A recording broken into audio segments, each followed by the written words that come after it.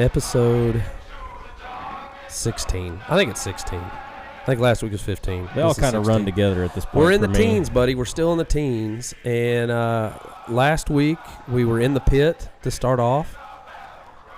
We had some camera issues. Equipment. It's always something, and I think we've talked about that before. And it would have been anyway, but we moved locations because it's hot. It is. It's too hot. And so we've moved into the FDO actual office, not into the shop building aspect of it. And so here we are today. And with what I feel like is a pretty good set. I think it's a great set. We got the TV behind us, the old FDO logo. Yeah. Got a couple the old pronghorns over here. I got this guy above you came from Pampa, Texas. Pampa. I drove through there not too. Yeah, you went to Red River. Yeah. Went to Red River, New Mexico. Drove right through Pampa. Did you see any antelope? I did. Hurley was like glued to the window. Oh yeah, looking for antelope. Yeah, so that was a freak show above you, and then this guy over me was my first archery antelope in Wyoming with AA Outfitters, and it was awesome. It was a great hunt. So gone back and done that a couple times, shooting them with the old stick and string. We have a guest today. We've got a good guest. I am so excited. Yeah, about our guest today. It's going to be a Zoom in because she's in Illinois. It's a little bit of a distance challenge. Yeah, I told her to just drive on in, and she didn't do it. She turned me down. I told her I'd give her $50 and Taco Bell gift card if she'd drive in, but she didn't. She wasn't interested. Not a full 50. It's like 48 because you used a few of it. Yeah. It's a leftover. It's like got the old logo on it. Yeah, exactly. Anyway, shout out to our drink sponsor.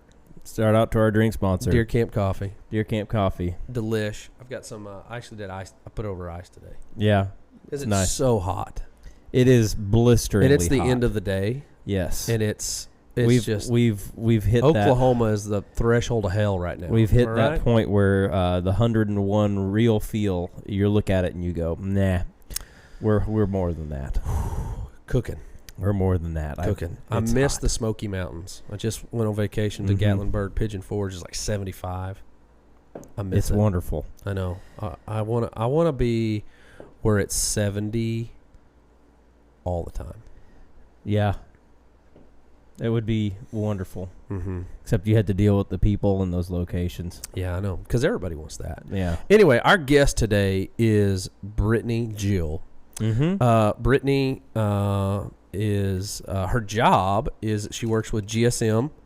If you don't know GSM is a huge conglomerate in the outdoor industry. They own lots of different brands, which we're not associated with. No. Any of those brands. So I don't want anybody to be like, it's one of them sponsors. It's not it at all. Yeah. I just follow Brittany, and I know that she's a believer. She's openly talks about her faith, and she has a ton of followers on social media, Instagram, Twitter, Facebook, TikTok. She's got a ton of followers. But so her day job is that she does social media for the brands for social GSM. Medias. She does the social medias, as you refer to. And this is an overwhelming job in my mind because we handle social media for some companies. Yeah. No, not we. Yeah, me. You do not do. So like Thorn Broadheads, Habit Outdoors, and a couple other companies we do social media for, and I get overwhelmed. That talk about we had last week with George, stay in your lane. Stay in your lane, yeah. Social media is not one of my lanes. It's not, and that's totally fine.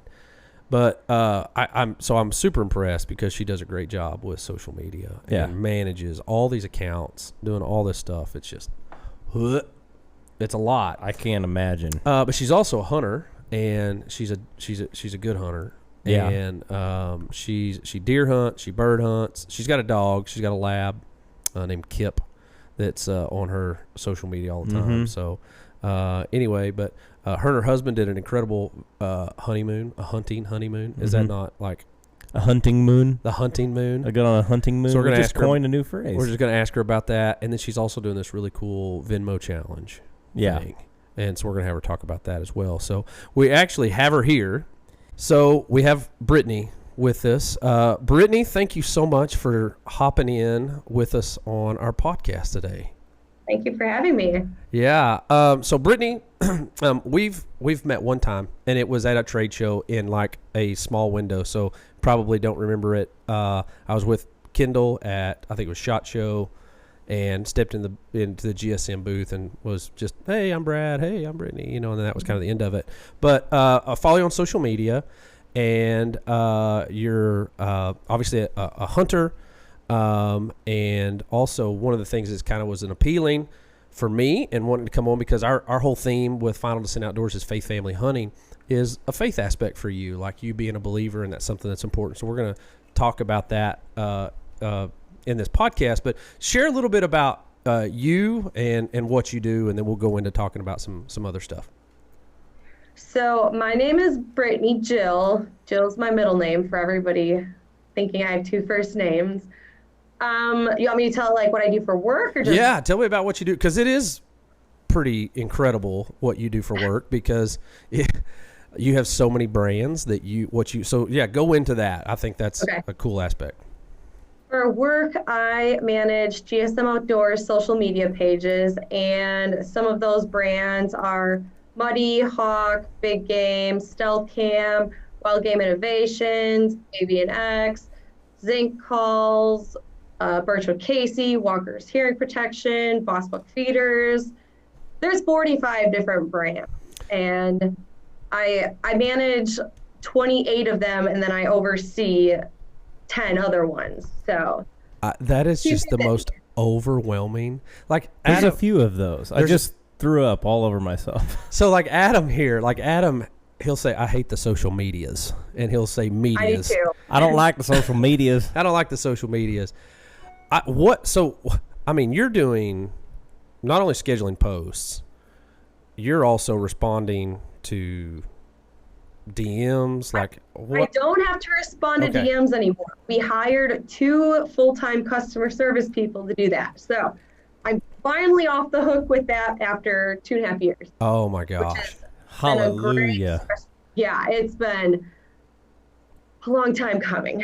So what is a day-to-day like for you? I mean, you've got 30 plus. I have a spreadsheet that I go through and I check when I make a post, and I check. It's basically just checking boxes every day. But I mean, it keeps me busy, and it's great because I hunt, I use the product, so at least I know like what I'm talking about when I'm posting, or I make sure that like it makes sense. I use the products while I'm hunting. Actually, we just acquired all the Synergy companies from Plano Synergy, so now I'm getting some Bloodsport arrows. I'm going to try those out, and I'm going to use Avian X decoys this year, different things, so I can test out our products that I'm posting about and post about it, which is kind of good. Yeah, well, that's important. I mean, obviously knowing the product that you're representing and all that. What you talk about this a lot on social media, and so you bring this up quite a bit. I've been doing outdoor television for like 13 years, and then 11 years. We're the longest running TV show on the Pursuit Channel.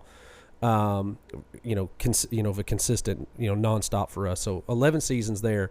But you talk about people, and I love this. You talk about people messaging, going, "Hey, you need to sponsor me," like messaging these GSM brands. You post and talk about that a lot, but what is the best response to that? Like, for somebody saying, "Hey, I want to be sponsored," or "I want this."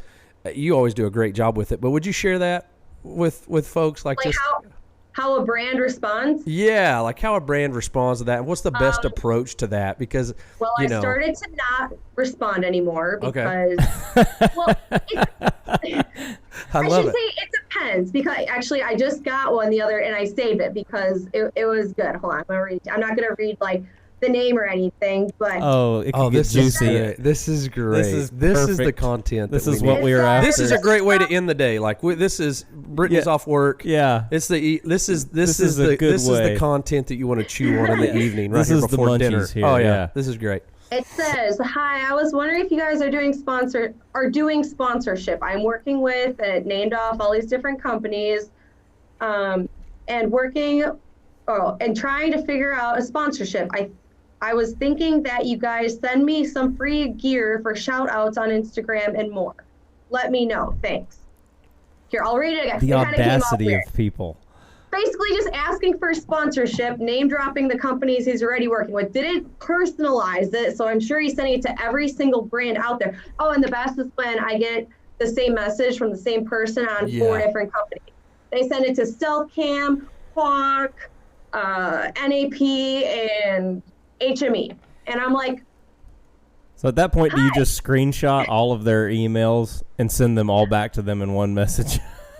no, I normally will like copy because I'm polite with it. But again, I don't do the messages anymore. But I would like just copy and paste the same exact message back to them because that's what they did for you. That's exactly right. Repaying and exactly what they did.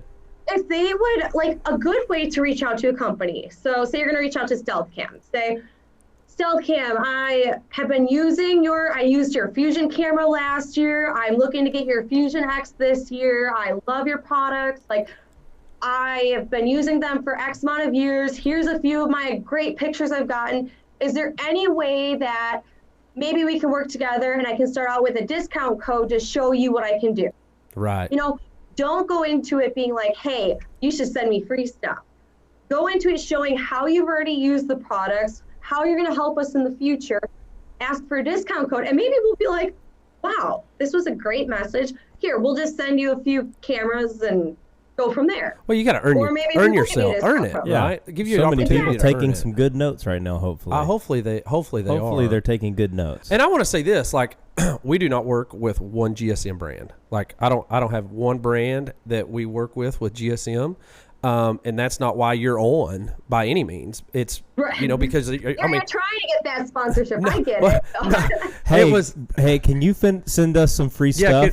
Hey, I tell you what, Brittany, I can hook you up with some content with these other brands that I work with, and really do you a favor. All right, just you be an associate.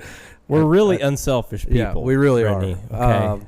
No, but we don't have any association with any of the brands that she's talked about. And the reason that I wanted, to have you on one was to talk about faith aspect and your role in the outdoor industry.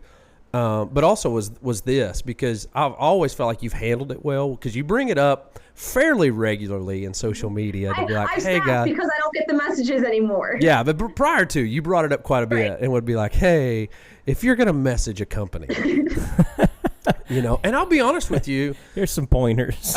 I mean, I look back on how we started, 10, 12 years ago. I mean, I was 2-3 o'clock in the morning, because I wasn't full time doing it like I am now.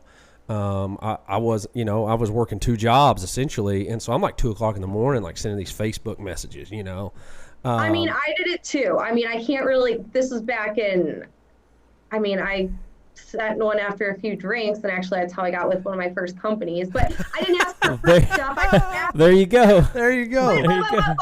But it's not. It was a legging, like outdoor legging company. I don't know if you remember Camo Girl. Okay, I reached out to them to see if they'd sponsor me, and they weren't interested for some reason. I didn't even ask for a sponsorship. It was more of like, hey, like I would love to be a part of your team. Like I would live in leggings. Like I'd be a great asset. Like do you guys? I don't know if I asked for free stuff or discount code or what, but looking back, I'm sure I was just like one of those people that I talk about too. So, but we've all been there. And I don't know how old you are. I know you're younger than 30. You're 30 years old. Okay. Yeah. So, things have changed over the last 10 years quite a bit. Right. You know what I mean? Like it is different. How sponsorship stuff works, and it has changed a lot. And so maybe we weren't so bad then when we were doing that 10 years ago. And when I was reaching out, I at least had 10,000 followers, or about 10,000. I had the K. I have kids reaching out who have 120 followers. And I'm like, bro, sorry. Who's going to buy this? That's seeing your posts. I mean, no offense, but your pictures are mediocre. So like sending us content isn't really going to help us. And not that a following is everything, but if you're going to be promoting eyeballs are eyeballs. Need to see it. That's right. It's about eyeballs. Yeah. And speaking of eyeballs, Brittany did help me recently. I finally got an email back from TikTok on why my account was banned. Why? Child endangerment. My kids, I was doing a live, and my kids were going down a water slide in my backyard. And I was banned. They said, your account will remain permanently banned due to endangerment of minors. Oh, in my your live gosh. video. I lost 41,000 followers like that because I was doing a live in my backyard with my kids going down a water slide. Now, it's a big industrial water slide we bought. It's 26 foot long. It's 13 foot tall. But it's a water slide. It was being used for its designed purpose. Exactly. And here's what ticks me off is it is probably some 19-year-old kid that they've hired that monitors this stuff who was like, well, that looks kind of dangerous. That looks like that was a little bit. There's a 4-year-old going down that water slide, and that looks dangerous. And they just deemed that I was a horrible father. I'm a horrible. Yeah, basically, you're saying you're a horrible dad for letting your kids go down this water slide, and they banned me permanently for child endangerment. And I'm I have to be shadow banned now because, like, I've got like 240 followers now. It's Brad Clay _ Final Descent, not Brad Clay _ FDO. But I have to be like permanently, or not permanently banned, but I have to be shadow banned because, like, and blacklisted. Now I'm like, my video got 130 views, and I'm like, yes, 25 likes. You know, like I made a really good one yesterday or the day before. I was really proud of it. Like, worked on it. It was really good. Got 130 views, 25 likes. Nailed it. And that's big time now. Nailed it. Which is so frustrating because I had just had a video go viral that I'd done. I'd gained 8,000 followers in 24 hours. That's all you need, though. You just need one video to go viral, and you should be. I know. But that's exactly with TikTok right now. It's like I have over 100,000 followers on TikTok, and I'm getting like 1,000 views. And I'm like, what the heck? Like, I should have more eyeballs seeing it with how many people that are even just following me. Right. Yeah, it's just people clicking over to who you follow, just being able to see it. You know what I mean? But I don't know. I don't understand TikTok. But then I created a fitness TikTok account because I was like, well, I should probably make a fitness one because that's what I always preach to everybody else. I'm like, if you have a business, make a TikTok. So I'm like, okay, I'll listen to my own advice. I was on a thing. It's like it looks like a ladder. Yeah, it's a wall climbing deal, right? Yeah. Yeah, I saw that one. Over 9 million views. Are you serious? What? The Olympics posted it as like a promotional video in like a video that they did. And I gained like 10,000 followers from that. And any time I post on that dang treadmill, I get like 500,000 views. And it's the same thing. But half the people are like, that's... Where are you at again? Are you in Wisconsin? Where? I'm in Illinois. Illinois. I'm coming to Illinois, and I'm going to climb on that wall beside you. And you can. And that'll get me back. Apparently, they need to see big old Brad Clay climbing up that wall.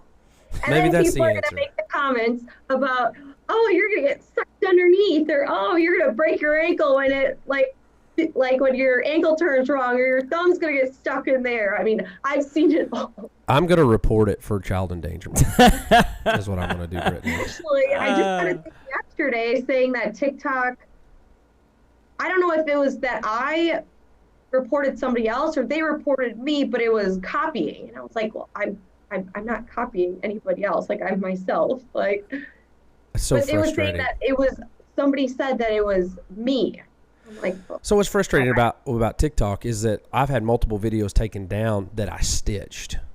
I'm going to show you. I don't know if people are going to be able to see it, but this video, I tried posting, it wouldn't even post. And it's just, hold on, it's right here. Oh, here.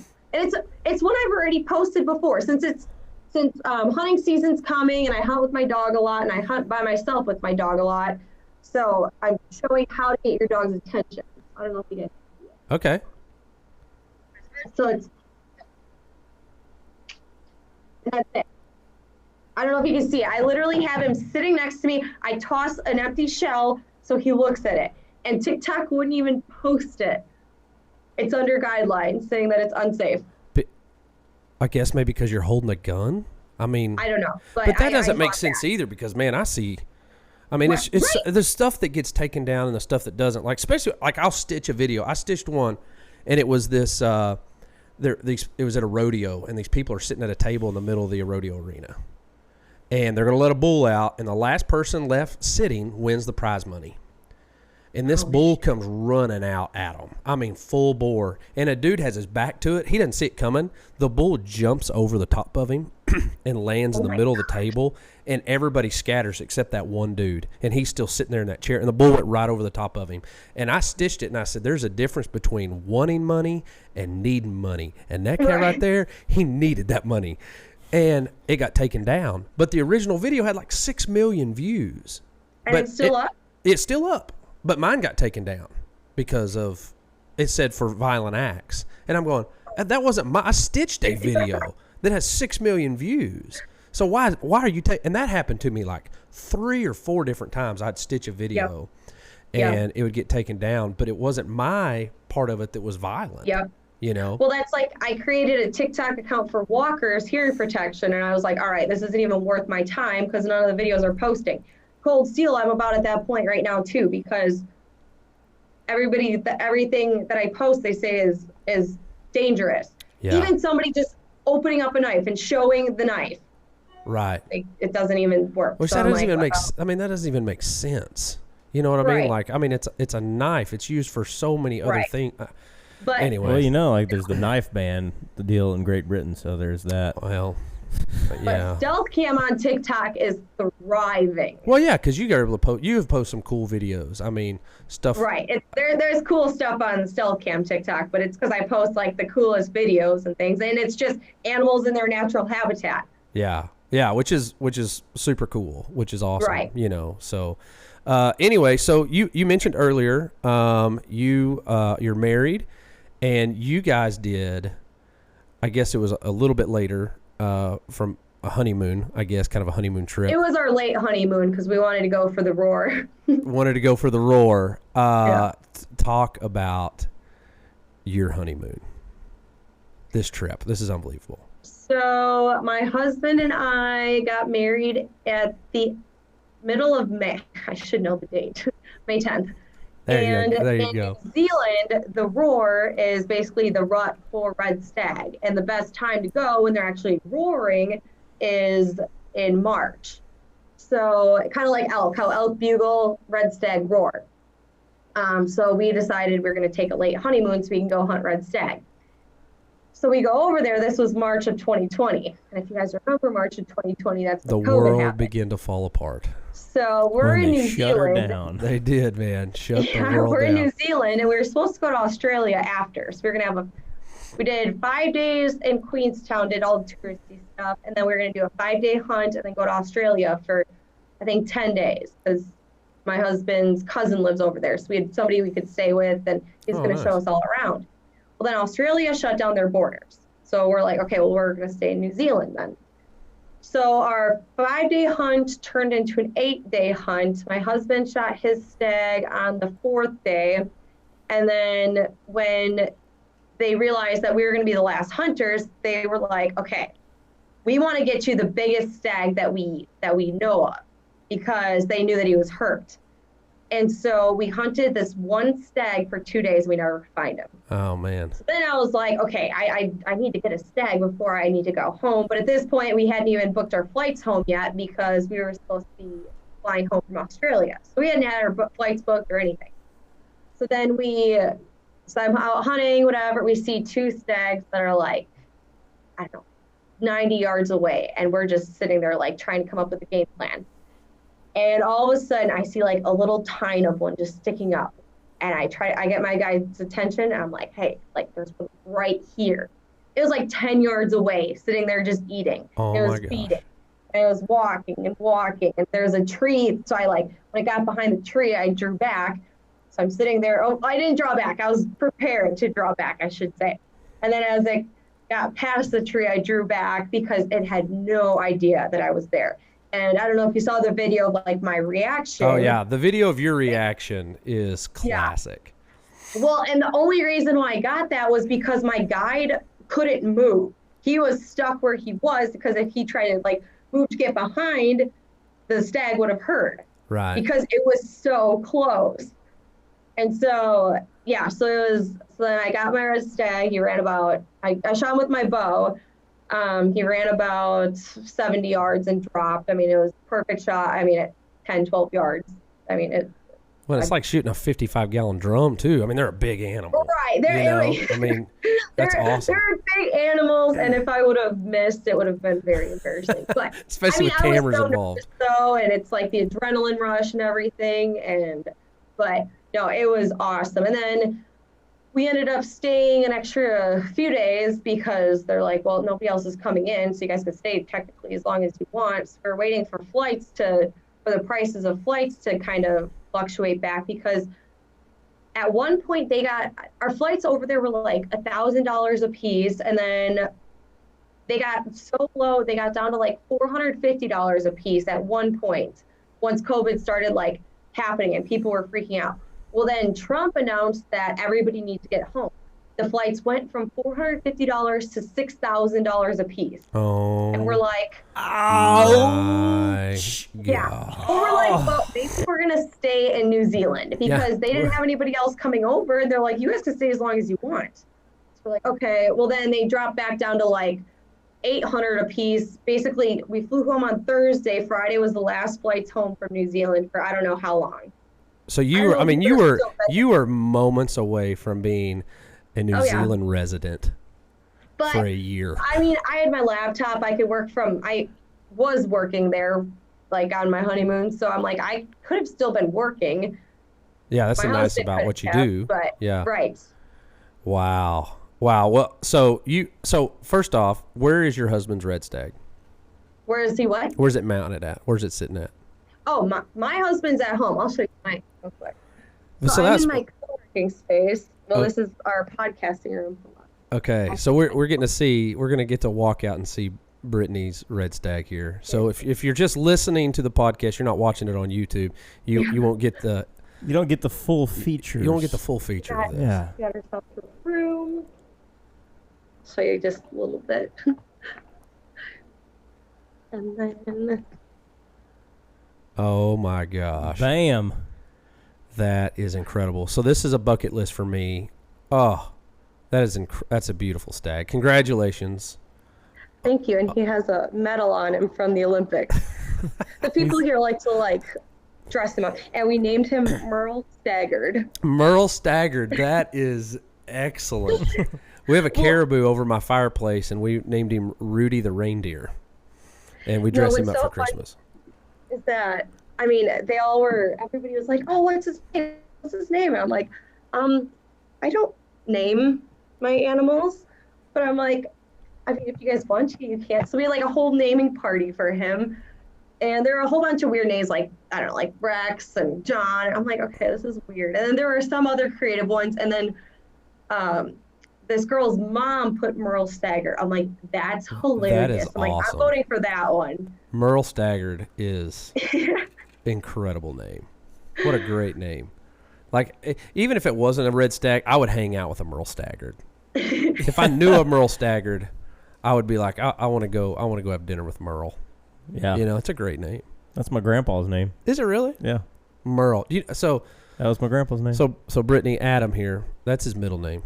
I just want you to make an attempt of a guess of what Adam's legal first name is. To guess what? His legal first name actually is. Okay, your grandpa's name is Merle. It's close. It rhymes with Merle. It does. And I'll give you a hint. Pearl? Holy smoke. That is it. She nailed literally Pearl. Well, I only guessed that because I couldn't think of anything else that rhymed with Merle. That is I cannot believe she just guessed your first name. She nailed it. She nailed it. She nailed it. His legal first name is Hurl. Hearl. Hurl. Can you... Hurl. Well, I said Pearl with a you P. said Pearl? Yeah. No, I thought it's worse. It's worse than that. It's worse than Pearl. Pearl at least is... Your legal first name is Hurl? Yeah. Unfortunately. Like vomit, yes, ma'am. No, not spelled like it, but sounds like it. So Merle, but replace the M with an H, and there you go. Oh my goodness! Isn't Where it did a that come blessing? from? I'm actually the fourth. It came from, as best as I know, the story goes, there's some novel where the hero of the novel was named Hurl, and so my great-great-great-great-grandma loved the story and loved the name of the hero and the things he did in the book. So there it was. And that's what my great-great-grandpa went by. That's a tragedy, isn't it? What a tragedy. That's an Arkansas name for you. Yeah, that's the Arkansas roots right there. That's some hillbilly stuff. There it is. Wow. So is Adam your middle name? Yes, Adam is my middle name. Okay. And yeah, it's a blessing. So anytime people talk about like, oh, I hated roll call at school, I'm like, shut up. Excuse me. Hurl. You have Hurl. no idea. Are you what present, you're talking Hurl? about. Yeah. Hurl. All my friends, like the first day of school, I'd be in the classroom with like your buddies, you know, and she'd pull out the paper to start reading it off. And I tried everything. I tried going up to the teacher before the class started and said, hey, I know on the roll call it's going to say Hurl, but my name's Adam. I go by Adam, so if you want to just address me as that, every time they get through, Hurl, like, you piece of trash. I talked to you. This was out of spite, okay? And this is another interesting fact. So you can see Adam. He is a very pale ginger, right? You see this. Yeah. Did you know that Adam is a card-carrying Wyandotte Indian? Really? Like he is a legal, on the rolls Wyandotte Indian. Yeah. Yeah. Is that not? I mean, so he's named Hurl. He's Hurl the Wyandotte Indian. You've officially met a Indian named Hurl. That's an Indian. You've an Indian Hurl. That's an what Indian you've Hurl. met. An Indian Hurl. That is so great. I feel like that could be like your Indian name. Yeah.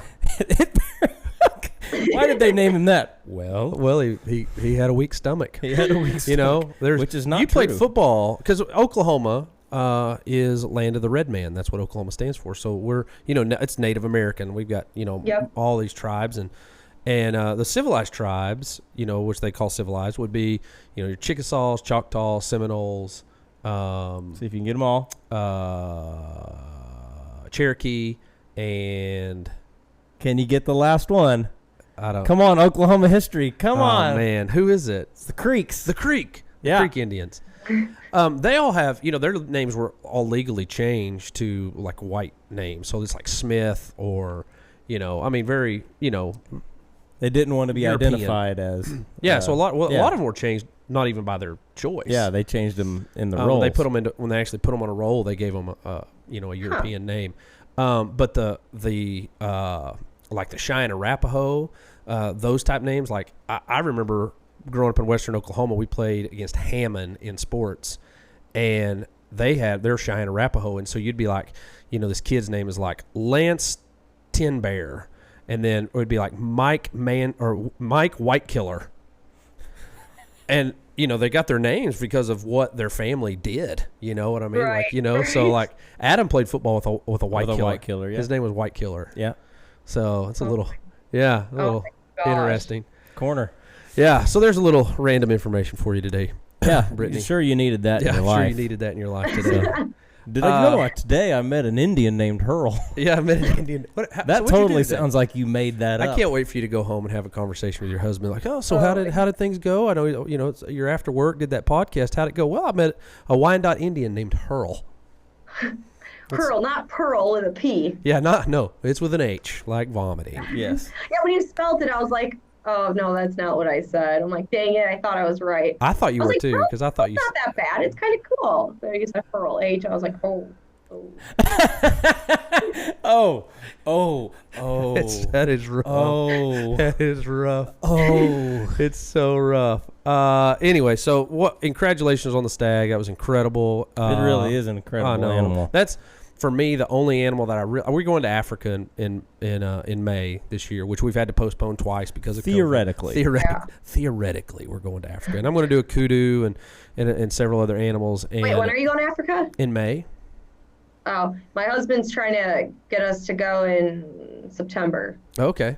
Well, I can tell He's you this. literally trying to I'll tell you plan this. like, now. I'll tell you this. Flights, because that's their busy August, September is like their like nice weather vacation stuff. The flights were so much more expensive than going. He told me that's when it was their winter, but their flights I looked up for like $850. Okay, well that's not bad. When we were and I guess it depends on where you're going. Were you going to South Africa? Do you know? Do what? Were y'all going to South Africa? I don't know. Oh, okay. Well, that could be part of it too. Like where? Yeah, I guess Africa and South Africa is a big area. Yeah, apparently it's a big continent. Anyway, but a New Zealand red stag is honestly like bucket list. Like before this is all said and done, I've got to go and do that. Well, and New Zealand is just beautiful. Just to go there and see it is just amazing. Unbelievable. I mean, like bucket list. I've got to pull that off and get there. So anyway, try to make that happen. Anyway, so obviously you deer hunt. You've got your dog Kip. Is that right? Yep. Yeah, Kip's your dog. So you do a lot of bird hunting stuff too. But one of the cool things that you've started is your Venmo challenge. Would you talk about that? Like this is so stinking cool, and I think this paints such a cool picture about just like I said, I've met you one time and it was like in a 3-minute window. But you do feel like you kind of get to know people a little bit through social media, and you get to like pick up on maybe a little bit of character and a little bit about who they are through that by how they interact and the things they do and the things they share. And I think this paints such a cool picture. And I know this isn't why you did it, but will you talk about your Venmo challenge and how that's all kind of played out and gone? So I didn't actually start it. There's a girl on TikTok named Lexi who actually started it. So I can't take credit for coming up with the idea, but I definitely stole it from her. But she definitely inspired me to do it. So I watched her do it. Basically, she asked her followers to give 25, 50 cents, basically just spare change to this Venmo account. And then she would go out to dinner and leave really big tips. And I watched her do 3 different challenges.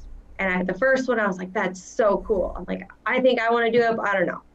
Second one, I was like, that's so cool. I really want to do this. Third one, I was 2 glasses of wine in, and I said, screw it, I'm going to do it and see what happens. Awesome. And that's how mine got started. But I only put it on my Twitter because I was too embarrassed. What I'm picking up on is that things that have forced you into certain things, these big movements, have involved a glass of wine. Liquid courage. You've had, you start your first message to a company about a sponsorship, and then starting the Venmo challenge. 2015, but that was I mean, sometimes you need a little liquid courage. Okay, all right. So I started just on my Twitter because I feel like the people on my Twitter have been following me for like 8 years. So I feel like they all kind of know me as a person, and I was too embarrassed to put it on my Facebook page. I didn't want my people that I actually like personally knew to see this because I didn't want them to judge me, as weird as that sounds. So I put it on my Twitter, which I mean, I have people I know on my Twitter too, but I feel like not as many.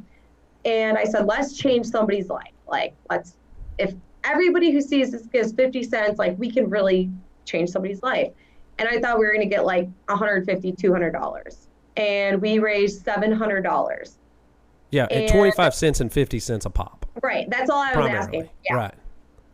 And so I went back to Twitter and I said, okay, should we give it to one person? Should we split it up? Like, how should we do it? I'm like, you guys are the ones that gave the money. What should we do? And everybody's like, you said we're going to change one person's life. And I said, okay, I'll give all $700 to one person. So there's it's a really well-known restaurant in our town, but it's like for breakfast, you can go and spend $5 for a really good meal. That's our kind of jam. Yeah, that's my jam right there. My kind of jam. That is the typical greasy spoon restaurant. Yeah. You know what I mean? Great food, inexpensive. I love it. Yeah, exactly. So we go there. I'm pretty sure my husband and my meal was like $12.50 or something. And we tipped our waitress $700. And I reached out actually ahead of time to see if there was somebody who needed the money maybe more than other people. And so he got us all set up in her section. And so he gave her $700. And then so I posted the video on all of my social media. Well, then people wanted to give again. So people on my Instagram and Facebook, they're like, I want to give to this. I want to help out. So then I had $300 and I went to our local Chili's just because my husband and I were going out to dinner and gave the money, and that girl started like sobbing. It was so sweet. And I was just like, oh my gosh, this is amazing. So I posted that video and then more people kept giving. And now I've given I'm almost to $28,000 that I've given since I've started this last year. Oh my gosh, that is incredible. We've raised That is money. unreal. 28 grand, bro. Wow. Just by literally asking people for money. For spare change. Not even, I mean, you know what I mean? Like, you're talking about change. Yeah. Asking people to give change, which is incredible. Sounds like a slogan. I'm asking you to give some change. Coin that. Wow. TM. TM. Wow. I'm asking you to give some change. Let's change somebody's life. Give some change. That's it. That's your new tagline. Brought to you by Hurl the Wyandotte Indian. Oh my gosh. Oh my gosh. And you just were featured too on USA Today with this. Yep. Right? So I was on USA Today. Actually, I was on Hoda and Jenna. I don't know, a few months ago. I mean, I've been on our local news. I'm not doing this to try to like be on TV or anything. I watched another girl do it. I thought it was so cool. I wanted to do it and help other people. But actually right now I'm raising money. I posted about it today. I just started it today, but trying to raise money to buy school supplies for teachers that need some extra supplies or for kids or just for back to school. So that's going to be my newest one right now, but yeah, that's all. And it's so timely. I mean, obviously with school starting back. And I really think it's cool. You kind of become an advocate for some things, and something that's near and dear to my heart through some people that have a ministry. I have some friends that started a ministry called the Pearl House. It's in Africa, and they have basically they went on a mission trip to Africa, to Ghana, and came across basically people would trade their daughters to a witch doctor in exchange for him to do medical practices. And so, women were kind of like currency. And so they would give their daughters 8, 9, 10, 11, 12, 13, 14-year-old daughters to this witch doctor, and they were his slave. And you can only imagine what transpired through that, horrible things. And they go on this trip, and they find out about this is going on, and these girls, and they said, how does a girl get freedom? And they said, well, you can actually purchase their freedom. And it was cost like $1,500 US. You could give to this witch doctor, and he would give the girl back to you. And so they went and started an orphanage called the Pearl House, where they go and they provide an education for them. They teach them a skill, and just in counseling. I mean, you can't imagine some of the things these girls have gone through. Right. And anyway, so but that falls into sex trafficking, and so you have been pretty vocal about sex trafficking stuff too, which I think is awesome. So you want to share about that for a second? Yeah, so I did. So back during COVID, I got into deep, dark rabbit holes, reading things and watching videos of we sex trafficking. We all did. We all found rabbit holes of YouTube and other things. Yeah, during I COVID. told myself I was going to, my next Venmo challenge, I was going to start like at the beginning of next week or whatever, and I was going to do it. And then I don't know, I watched something and I just started sobbing, and I was like, screw that, I'm doing it right now, I'm starting it right now. And I told myself, or I told everybody on social media, I said, if we make $1,000, I'll match it $1,000. And awesome. Actually, one of the owners from Catching Deers, he matched it as well, $1,000. But we ended up raising a little over $6,000, I think it was like $6,200.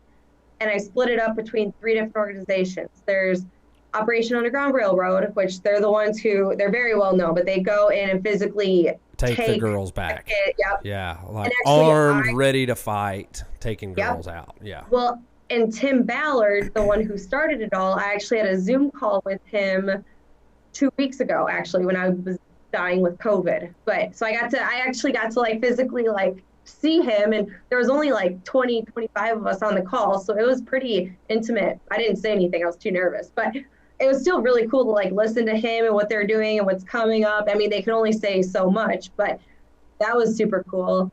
Another organization we gave to was Rafa International. They're in Missouri. Actually, my pastor's wife reached out to me about them, and they help do counseling basically for people after they've been trafficked.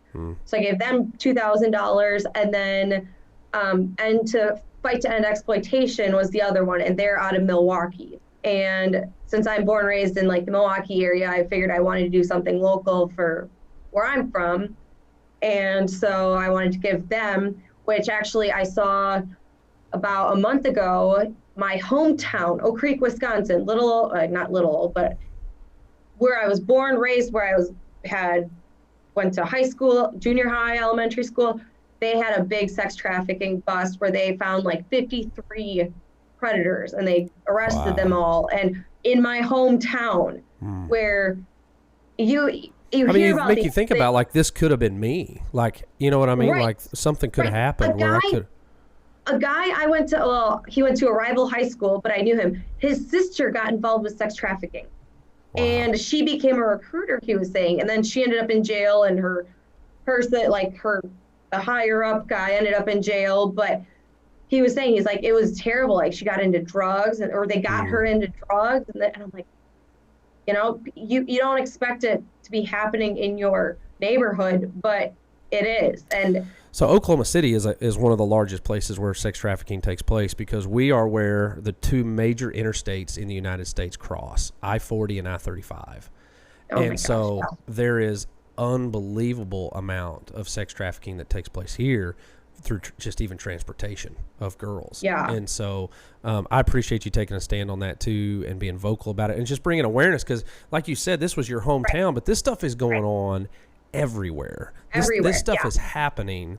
Yep. And it's almost this underlying pandemic that's taking place in our culture that doesn't get enough attention. It's not being talked about. Right. It doesn't get talked about. Right. And so, definitely there's a lot of organizations, and I would encourage you, if this is something, maybe this struck a chord in somebody's heart, I promise you there are ways for you to do something with giving time and money locally in your community or close to you. You know, even if you're in rural America, there's going to be something that you could give to and support. So maybe that kind of strikes a chord with it. But you talked about your pastor, his wife just a second ago.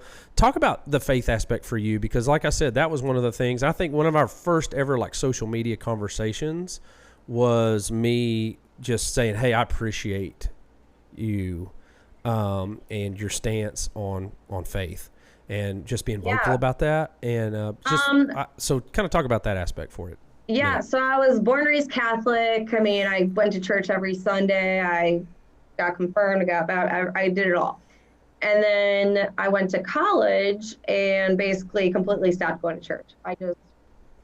It wasn't important to me, I guess, at that time in my life. And then I met my husband, and he basically was just like, hey, you want to come to church with me? And I was like, sure. But he was going to a Christian church at the time. I was like, okay. So I started going with him, and it really brought me back to God. And it really, I mean, before we got married, we got rebaptized because we wanted to be the ones to give our life to Christ. I mean, we did already when we were babies. I mean, but our parents made that decision for us. So right. Yeah. Like you're at the aspect of like being forced into going to church. Your parents made that decision, but there came a point for you, you're like, this has to become a personal decision. Right. Well, and I know confirmation in the Catholic Church should have been that for me, but I did it because my parents wanted me to. And I was the same. I grew up, I went through confirmation. I went Catholic, as well. And so kind of the same thing. I gained a ton of head knowledge, but there's a difference between head knowledge and, a decision in your heart. Right. So, yeah. And then, so whatever. So then we did that. And then actually people at church, well, they kept talking about VBS at church, VBS. I never went to VBS growing up. I didn't really know what it was. And they kept saying, if you want to volunteer. Well, somebody tapped me on the shoulder after church and was like, hey, you should volunteer at VBS. I was like, I don't know what I would do. Like, I don't know if I'd be good. They're like, no, you could just be like a leader and go from station to station. I was like, okay. So we ended up having, I think, fourth grade boys. There was like 5 fourth grade boys, and it was me and Steve, my husband, and we were their leaders. And oh my gosh, I had so much fun. I had like a blast with these kids. We were singing and dancing. So then the next year I was like, I'm signing up again. So I signed up right away, right? And they talked about it. Well, then I think I did VBS for 2 or 3 years. And then our youth minister was like, hey, do you guys want to help out with junior high and high school kids with Wednesday nights? And again, I was like, I don't know if I'm like capable or like good enough, or if I know enough to do this. And they're like, well, we just need like adults. And I was like, sure, okay, I can do this. And then 2 years ago, I think this is my 3rd year now helping with the Wednesday nights. And this was my first year in like 4 or 5 years I didn't help out with VBS because I was traveling. So I was super bummed about that. But it's just crazy how God works, and how I don't think I'm good enough to help or whatever, but it's like he puts me in these situations and I'm like, okay, I'll do it. And I end up like just loving it, and I learned so much too. Yeah. So actually, I was a youth pastor for 15 years. And so before I stepped out to do this full time, that's what I did. I was a vocational full-time minister, and last church I'd served at I was there 10 years as the youth pastor. And that's actually how me and Adam met, because Adam also served Hurl served as man. I love Brittany. I love you. I love that you just threw that. Oh, it's so great. It's okay. Hey, so ain't no shame. Ain't no shame. No shame. So Adam and me, that's how we met. So he did youth ministry. And did also media. That's his degree is media. So he worked as a media director, and then worked in youth ministry at his church. And we met at a Taco Bueno, at a youth camp leadership meeting. Mm-hmm. And that's how we met one another. And then I had kind of started, me and some buddies started filming some of our hunts, and kind of came up with this idea of doing a faith-based show where we end every show with a devotion, and it's just trying to reach the good old boy through the common ground of the outdoors. And Adam had gone to school and done video production and had a film degree. Working as a youth pastor. Yeah. And so we connected, and so that's how we actually connected was and him coming on and being our producer of our show. But we both have that youth ministry background. And so I say all this to encourage you to say, we had people all the time be like, man, I can't teach. I can't teach a Sunday school class. I can't be a leader. I don't know the Bible that well. I don't know. I don't have it. I didn't do things great as a teenager or when I was in college. I wasn't and I wanted to say, I always said, it's like, sometimes the best advice you can give is to say, here's what not to do. I walked this path and it wasn't the best for me. Mm-hmm. And if I could go back, here's how I would have done it different. And it's not so. It really, what's great about the Bible is filled of people that are unqualified to do the job. That's the Bible, right? I think about David taking on Goliath. One of my favorite stories in the Bible. Here's this kid who's probably about 14 years old, and if I'm thinking about a giant, I want the biggest dude we got to go fight him. Well, we see that King Saul. It says not only was he handsome, he's a super good looking dude. Like, he had the hero part. Like, he looked the part. Scripture tells us that he was head and shoulders taller than anybody else in the Israelite army. He's a freaking big dude. He is the biggest dude that the Israelite army has. Like, wouldn't he be the one, the good looking hero dude? Wouldn't he be the big, strong guy, be the one to go fight? In my mind, that's the most qualified, but that's not who God chose. He wasn't looking for. He chose some 14-year-old chose the ruddy 14-year-old, the old 14-year-old shepherd boy, right? Scripture's filled with these places where people who are not qualified. Yeah, God uses unqualified, imperfect people to accomplish His end goals. Yeah, and it's jars of clay. Jars of clay. That's right. And so that's the beauty aspect of just. God's looking for a willing heart, and so I appreciate that aspect of you, that you're willing to go and to serve and plug into that area and do that. I think that's awesome. Oh yeah, it makes me feel so good too. And just so then we break out into small groups. So I take the girls, and it's just they need a role model. They need somebody, and if I could be that person, that's what I want to be. That's awesome. And here's the deal I think about too, is that if a kid came to everything that I did as a youth pastor, they came to Sunday school, they came to big church, and then they came on Sunday night. We did a Bible study on Sunday night, and they came on Wednesday night. I get them for 4 hours. Mm-hmm. The other 164 hours, I don't have them. So like it's just being that role model, Right. even in the amount of time that I get, that allotted time, and just trying to speak truth in their life and lay a foundation. Yep. You know, so that's awesome that you're, you know, doing that and seeing that. So super, you know, proud of you for being involved and doing that. And it seems like, you know, younger generation's not quite as plugged in to the church. So and that's super cool too about your husband being the one that led in that. That is awesome. You know how many stories we just had. Our last podcast, we had a guy on named George Moore. He's 67 years old, and he gave credit to his faith from his wife. And he says, she's the one that really pushed me to get plugged in and be involved in church. And so it's cool to kind of hear the flip side of that, of your husband going, hey, we should do this and get involved. So that's awesome. Brittany, I know you're busy. It's the end of your day, and we've taken up a ton of your... We've taken it. But thank you so much for coming on and being on our podcast today. Thank you guys for having me. I mean, golly, I told you like 30 minutes, and it's 52 minutes in. So, man, it went fast. You know, we're talking about redheaded Indians and you know, sex trafficking and red stags. It just flew all together. It did. It flew by. Brittany, how if people don't know who you are, if you live under a rock in the outdoor industry and you don't know Brittany, how could people find you on all the old social medias? On Instagram, Twitter, TikTok, I'm Britt, BRITT _ Jill, JILL _ Facebook is just Brittany Jill. If you want to donate to my Venmo challenge, it's Venmo, and then Brittany, BRITTANY -Jill, JILL. And so that's something that's continuing on. And I saw one where, I don't know if that was what USA Today featured, but you gave money and it paid for a woman's surgery. She was looking at a surgery, and it was going to be out of pocket, and you gave like the amount of money needed. Yeah, I gave $760, but get this, I went in with $600. Her coworkers knew I was going to be doing this. The boss knew, like I had this all figured out beforehand, because it was actually my roommate from college. Her now husband, his dad owned the bar, so he was going to be taking over, whatever. So we had it all planned. So my roommate from college is the one who sat us to our table.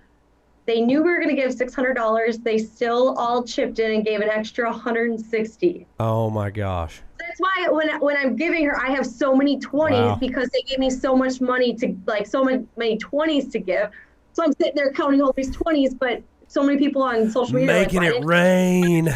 Why did you give her hundreds? And nobody really knows that it's because all of these people who worked with her wanted to help too, even though they knew she was going to be getting a ton of money. That is awesome. That is incredible.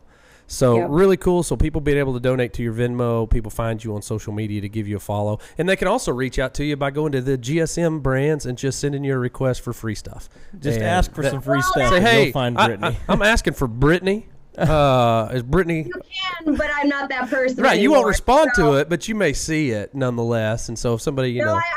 I turned off the notifications. Oh, you just turned it off. So you don't. Okay. Yeah. All right. I don't know anybody 6 else. months ago, you could have done that. I love turning off notifications. Yeah, you do. Well, Brittany, once again, thank you so much for coming on and being on our podcast. And I appreciate your faith, being a role model in the outdoor industry for not only just for everybody, but young girls. I have a daughter, she's 10 years old, and when my daughter gets to a point where I'm brave enough to let her have her own social media, I have no problem with my daughter following you. And well, thank you. I appreciate that. And I mean that. You handle modesty well. You handle just all aspects, and I appreciate all that about you. And thank you so much for coming on. And maybe we'll get to see one another trade show season. Yeah. Fingers crossed. Maybe if the world doesn't shut down again. Yeah. Well, as of now, they're happening. I know. So. I'm actually. I haven't been excited for ATA or SHOT Show or any of that stuff in a long time. Just because it's 10 years into doing it, you're just kind of like, But I'm kind of excited to see people. Yeah. I mean, I get excited for like the first day, but I have to work in the GSM booth, so I'm standing in the same spot for 5 days. I'll say this: make great shoe choices. It's all about the shoe. You got to make great shoe choices. Shoe choices. Your shoes, like great shoe choices. Yes, but GSM does pay to have extra padding, so There you go. our booth is very, very comfortable, which is You know very what? nice. I actually remember that about the moment that I stood. Do you remember this? I remember the moment very vividly because we walked on it and we stayed there for a long time. We did. We did. We Oh, were Way with too long is what we stayed there we for. were with Kendall, We were with Jones, walking around, and she went over and visited with you guys for a little while, and I just kind of let it be. You know, I didn't want to be like the third wheel dude, you know, with all these girls, because there were several other girls, you know, and me and Adam, we were just like, oh, these tree stands. yeah, look we were like, comfy. we're gonna plop down in this hawk right here. Oh, let's, you know, and we just kind of hung out there and try, you know, act like we were trying out tree stands, but you know, we weren't. We just needed. We needed just to enjoyed, not die. We just enjoyed the padding of your booth. Yes. Yeah. So that is very nice about our booth because they always pay the extra to get the extra padding. yes, that's awesome. Well, Brittany, thank you so much for coming on. I know we've taken, like I said, too much. We've taken an hour of your time. But thank you so much for doing that. And folks, give Brittany a follow if you don't follow her on social media. And also, I highly encourage you to give to her Venmo challenge, changing people's lives. I mean, giving hundreds of dollars to servers who are hurting right now just in our country. Yeah. So, super Major. cool. Super cool. And keep rocking that faith stuff, and appreciate you so much. And you got anything, Adam? It's good to meet you. There you go. Hurl. You'll Good to never meet you, too. You will never forget You're gonna this see him at 8 conversation. because AT will be the first one. You're gonna see him when we walk up, and I'll be like, "Do you remember Hurl?" And I you'll don't be think she's going to forget. Yeah. Oh, Hurl. I love I don't it. think she'll forget. Maybe it's I just will. start, just claim it. Just start going by it. Just do it. Just change claim it. it. You gotta change all your business cards over Just to Hurl. claim it. I love it. People won't forget you. They won't forget you. Brittany, thank you so much. Appreciate you. You guys have a great evening. Thank you. Tell Kip we said hi. I will. All right. Man, that was good. I feel like there's sometimes we'll do a podcast. We just the other day. Yeah, just the other day, I was really worried about. You're like, I don't think the podcast me and you did together. You were like, I don't feel that it was a little good. boring. I don't feel like we did a good job. But, I mean, the technical jargon of it, maybe it was just what we were thinking of. I think people may have enjoyed it anyway. Yeah, that was the behind the curtain. scenes. Behind Behind the the curtain. Yeah, it was the title of that one. Yeah. And you felt like it wasn't great, and I thought it was really good. But this one right here with Brittany, and that was solid. Yeah. She did a great job. Solidly good. Solidly good. Solidly good. Learned a lot. I'm ready to be shouted at the next show. No. It's gonna be I cannot wait. It's gonna be like roll call in middle school all over again. I can't wait to walk into that booth and hear her refer to you as Hurl the Wyandotte Indian. It'll be good. It'll be good. I mean, so what are the odds of you actually going by Hurl?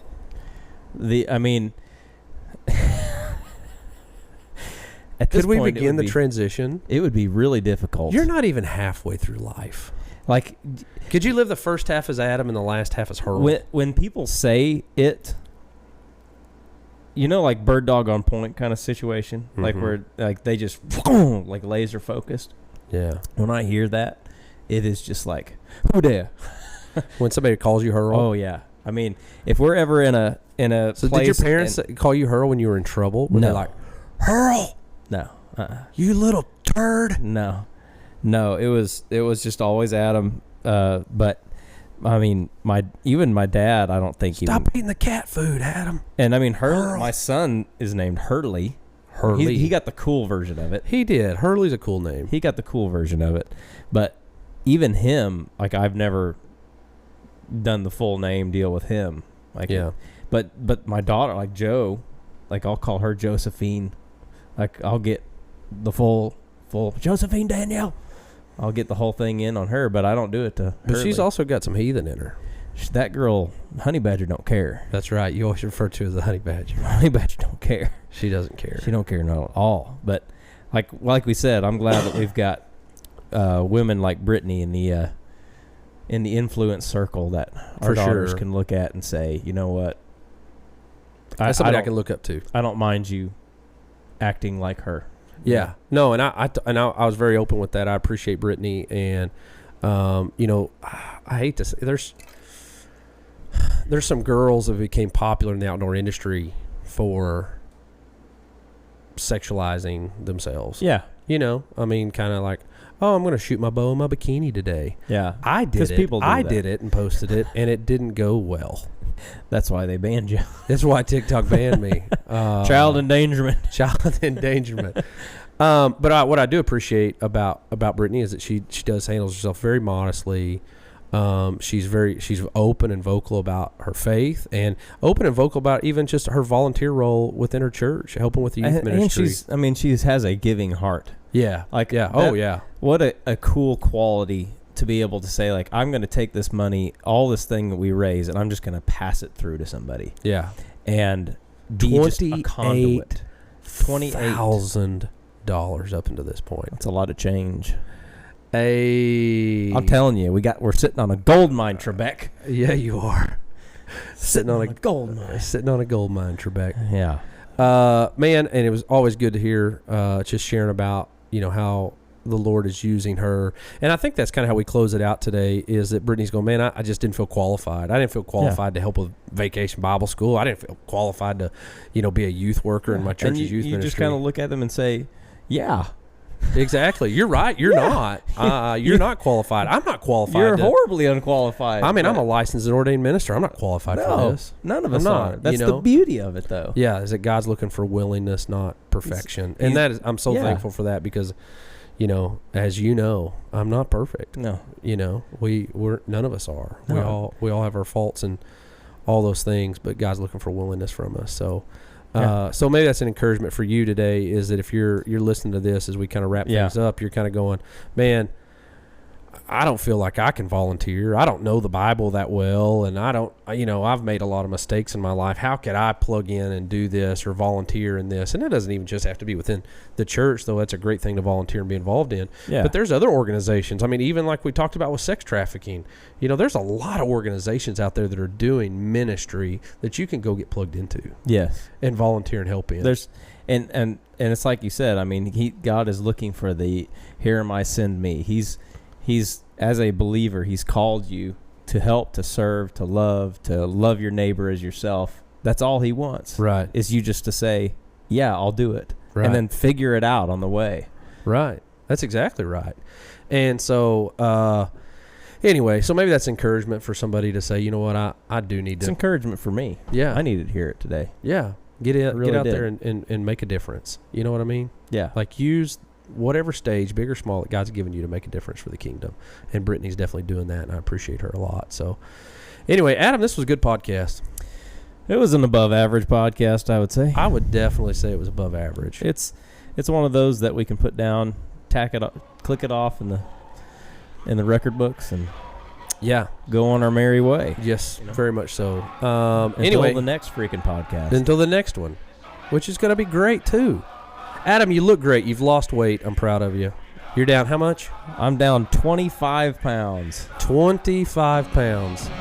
You have lost an 18-month-old. Maybe a 2-year-old. Yeah, I feel it too. Can you? I can tell. Been doing the fence out at the farm. Yeah. So if you watch us on YouTube, Hurley Films on YouTube, we've been doing fence, and I could tell. I mean, I'm putting in 12 straight hours outside in the heat in this junk. Yeah, 101 Oklahoma summer heat. And it's August. Ooh, bring that heat, baby. And it's not bad. Well, you just brought that up. How do people find you if they want to? Hurley Films, HearlyFilms, YouTube, Facebook. I think I have a Twitter, maybe. Yeah, there's an Instagram somewhere. I don't know. You do have an Instagram too. But tag you. I just don't ever post it in. But YouTube, we're there a lot. Yeah, and then Final Descent Outdoors. You can visit our website, finaldescentoutdoors.com, and you can find awesome merch like this shirt that Adam's wearing right here. Yeah, rocking the old Final Descent Outdoors Faith Family in an extra large. Yeah, you are rocking that extra large. It's today. A little schmedium-ish still though. A little schmedium-ish. I tried. You're there though. You're right on the border. Anyway, you can find Final Descent Outdoors, FDO Outdoors on Instagram, Twitter. Find us on TikTok at @BradClay_Final Descent. And then you can, find us on Facebook, Final Descent Outdoors as well. Make sure you guys go follow Brittany. She's a great follow. Yeah. Brittany Jill, and find her on all the social medias as well. So, guys, thanks so much for watching and listening to the episode this week. We'll see if there'll be an episode 17.